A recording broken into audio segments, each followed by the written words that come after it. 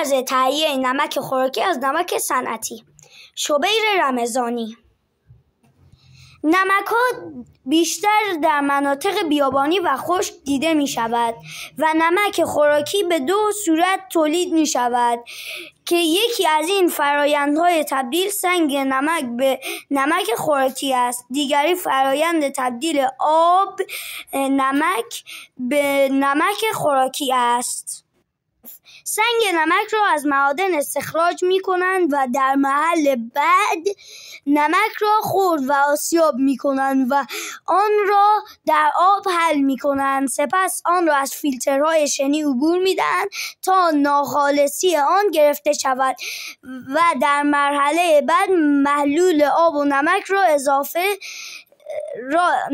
را از صافی عبور داده و ذرات ریزتر را حذف می کنند و محلول آب و نمک را تبخیر می کنند و نمک به جا مانده را پس از خشک کردن و اضافه کردن یود با دستگاه بسته‌بندی می کنند.